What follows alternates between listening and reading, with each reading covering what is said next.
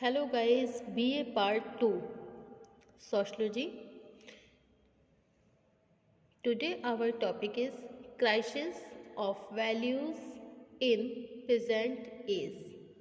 Okay, वर्तमान युग में मूल्यों का संकट। तो आज का टॉपिक है हमारा वर्तमान युग में मूल्यों का संकट। ओके स्टूडेंट,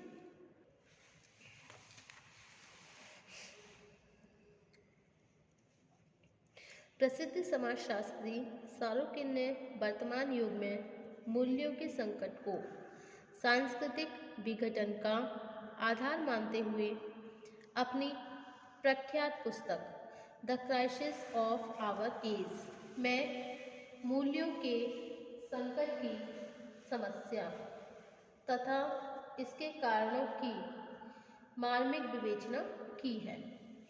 सारोकिन के विचारों के संदर्भ में यह सरलतापूर्वक समझा जा सकता है कि वर्तमान विश्व मूल्यों के संकट की कितनी बड़ी समस्या में फंसा हुआ है। मतलब वर्तमान विश्व मूल्यों के संकट की कितनी बड़ी समस्या में फंसा हुआ है तथा इस समस्या का समाधान खोजना कितना अधिक आवश्यक है। द्वितीय महायुद्ध की समाप्ति के बाद पश्चिमी देशों में हर कहीं अराजकता व्याप्त हो गई। जीवन में प्रसन्नता और सुरक्षा का भाव था। मानसिक शांति मात्र एक सपना थी तथा मानवीय मूल्यों की खुलेआम अवहेलना हो रही थी। इस समय अनेक विद्वानों ने इस संकट को केवल एक आर्थिक और राजनीतिक संकट मानकर हिटलर, मुसोलिनी और रूजवेल्ट जैसे शासकों को इसके लिए उत्तरदायी मान लिया। उनका विचार था कि आर्थिक सुविधाओं में वृद्धि सामाजिक सुरक्षा के लिए उत्तरदायी मान लिया। उनका विचार था कि राजनीतिक संगठन में फेरबदल और आर्थिक नीतियों के परिवर्तन में यह संकट स्वयं ही समाप्त हो जाएगा। सारोकिन ने ऐसे विचारों का तीव्र विरोध करते हुए अपनी पैनी दृष्टि से इस संकट को एक असाधारण संकट बताया, क्योंकि यह संकट आर्थिक अथवा राजनीतिक न होते हुए संपूर्ण विश्व में व्याप्त एक नैतिक मूल्यों का संकट था। सारोकिन ने पश्चिम के अन्य समाजशास्त्रियों से भिन्न यूरोप को भी सभी संस्कृतियों की जन्मभूमि मानने की गलती नहीं की, बल्कि वह भारत, चीन, मिस्र और अनेक वैभवपूर्ण संस्कृतियों के प्रत्येक मोड़ से परिचित थे। यही कारण है कि सारोकिन का विश्लेषण अन्य समाजशास्त्रियों की तुलना में कहीं अधिक यथार्थवादी सिद्ध हुआ। ओके,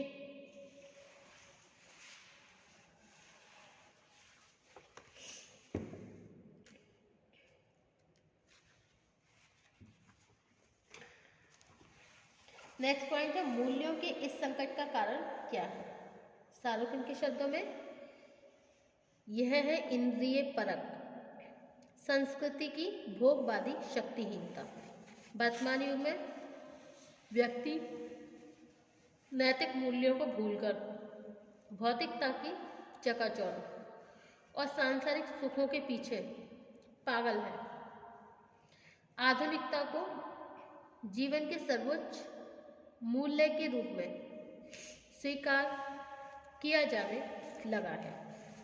यह आधुनिकता यदि भौतिकवाद, मैटेरियलिज्म का कहीं विरोध करती भी है तो इसलिए इस संसार और अधिक भौतिकवादी क्यों नहीं है। इस इंद्रिय परक संस्कृति के प्रभाव से हम सिद्धांतों का निर्माण पहले कर लेते हैं और बाद में उसके औचित्य को प्रमाणित करते हैं। इसके फलस्वरूप व्यक्ति यह समझने में असमर्थ हो जाता है कि सत्य असत्य, यथार्थ अयथार्थ, उपयोगिता अनुपयोगिता में क्या भेद है। भौतिकवाद संस्कृति के प्रभाव से व्यक्ति स्वयं जिस चीज को सत्य समझता है उसमें वह किसी तरह का समझौता नहीं करना चाहता। ये कठिनाई इसलिए पैदा हुई कि मानवीय व्यवहारों और विचारों का आधार प्रयोग सिद्धता एम्पायरिज्म को मान लिया गया।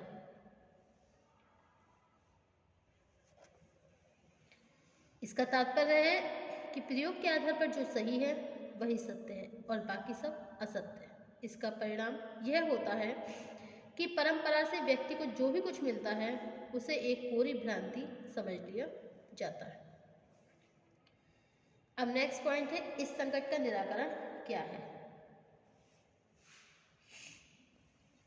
इसके वास्तविक निराकरण के लिए 4 प्रयत्न करना सबसे अधिक आवश्यक है। नंबर 1, सर्वप्रथम इस संकट की गंभीरता को सही ढंग से समझना अथवा इसे एक साधारण घटना मानकर इसकी उपेक्षा न करना। नंबर 2, यह मनोवृत्ति विकसित करना कि इंद्रिय परक संस्कृति कोई बहुत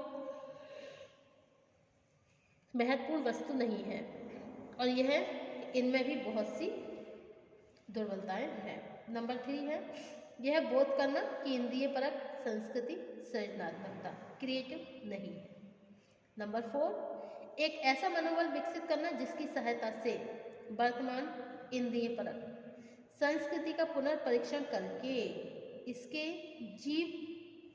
जीर्ण शीर्ण तत्वों के स्थान पर रचनात्मक नैतिक तत्वों को प्रधानता दी जा सके। ओके, अब नेक्स्ट पॉइंट है हमारा नैतिक मूल्यों में पतन, डिजनरेशन इन मॉरल वैल्यूज। ओके, इसका तात्पर्य है कि सुखवाद, भोगवाद और विचलनकारी प्रवृत्तियां ही नैतिक मूल्यों में होने वाला पतन है। वर्तमान युग में उन्मुक्त बेईमानी से धन का उपार्जन, क्रूरता, व्यक्तिगत लाभ के लिए समूह के साथ धोखा, पद और शक्ति का दुरुपयोग, स्त्री तथा बुजुर्गों के साथ दुर्व्यवहार, कर्तव्यहीनता, शोषण की प्रवृत्ति, अनुशासनहीनता तथा समाज में समय का अपव्यय आदि नैतिक मूल्यों में पतन की कुछ प्रमुख अभिव्यक्तियां हैं। प्रत्येक व्यक्ति दूसरे के व्यवहार से एक अजीब सी घुटन, पीड़ा और कभी कभी उत्तेजना महसूस करता है, जबकि वो ये भूल जाता है कि स्वयं भी नैतिक मूल्यों में उतना ही गिरा हुआ है। अब नेक्स्ट पॉइंट है विभिन्न वर्गों में नैतिक पतन, moral degeneration in various classes. Bharatiya Samaj के विशेष संदर्भों में नैतिक मूल्यों के पतन की समस्या और इसकी गंभीरता का अनुमान लगाने के लिए आवश्यक है कि विभिन्न वर्गों में नैतिक पतन की सीमा को समझने का प्रयत्न किया जाए। ओके, नंबर 1 है राजनेताओं में नैतिक पतन। राजनेताओं में नैतिक पतन। सेकंड पॉइंट है अधिकारी वर्ग में नैतिक पतन। थर्ड पॉइंट है युवा वर्ग में नैतिक पतन एंड फोर्थ पॉइंट है व्यवसायियों में नैतिक पतन। ओके,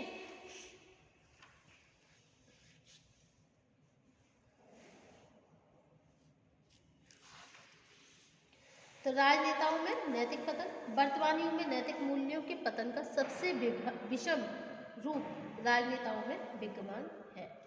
राजनेताओं के पास कानून बनाना, उन्हें लागू करने तथा अपराधियों को दंड देने की शक्ति होती है। ओके, वे जनसाधारण का आदर्श होते हैं तथा जनता को उनसे विशेष आशाएं होती हैं। नेक्स्ट पॉइंट है अधिकारी वर्ग में नैतिक पतन। अधिकारी वर्ग राष्ट्र तथा जनता के प्रति अपने कर्तव्यों की अपेक्षा अधिकार प्रदर्शन को अधिक महत्व देने लगा है, जो अधिकारों से जनता की न्यायपूर्ण सेवा के लिए प्रदान किए जाते हैं। नेक्स्ट पॉइंट है व्यवसायों में नैतिक पतन। आज विभिन्न प्रकार के व्यवसाय प्रोफेशंस में लगे हुए व्यक्तियों का जितना अधिक नैतिक पतन हुआ है, वह किसी भी तरह के राजनेता और अधिकारी वर्ग के नैतिक पतन से कम गंभीर नहीं है। शिक्षक, डॉक्टर, वकील, व्यापारी इस वर्ग के प्रतिनिधि हैं। ओके, अब नेक्स्ट पॉइंट है युवा वर्ग में नैतिक पतन। युवा वर्ग में नैतिक पतन की समस्या लगातार एक गंभीर समस्या बनती जा रही है। युवा वर्ग में आज आधुनिकता, जागरूकता तथा अधिकारों के नाम पर जितना भारी नैतिक पतन हुआ है, उसकी कुछ समय पहले तक कल्पना भी नहीं की जा सकती। आज हमारे देश में अधिकांश युवा लड़के लड़कियां ज्ञान के संचय के प्रति उदासीन हैं। ओके, अब नेक्स्ट पॉइंट है आपका भारत में नैतिक मूल्यों के संकट के उत्तरदायी कारक। नैतिक मूल्यों के कारक, factors responsible for crisis of moral values in India. Bharat में बढ़ते हुए नैतिक संकटों के कारण की कोई निश्चित सूची बनाना कठिन है। मूल रूप से हमारे मूल्यों में होने वाला पतन तथा असंतुलित सामाजिक परिवर्तन ही इस समस्या के मुख्य कारण रहे हैं। इसके पश्चात भी इस समस्या के लिए उत्तरदायी कुछ महत्वपूर्ण कारणों का उल्लेख निम्न प्रकार से किया जा सकता है। ओके, नंबर 1 है सुख संबंधी विचारधारा, नंबर 2 नीति निरपेक्ष मनोवृत्तियां, नंबर 3 औद्योगिकरण, नंबर 4 आधुनिकीकरण तथा पश्चिमीकरण, नंबर 5 है व्यक्तिवादिता। ओके, अब नेक्स्ट टॉपिक होगा हमारा शिष्टाचार में पतन, degeneration in manners. Thank you for watching my YouTube channel. Thank you so much.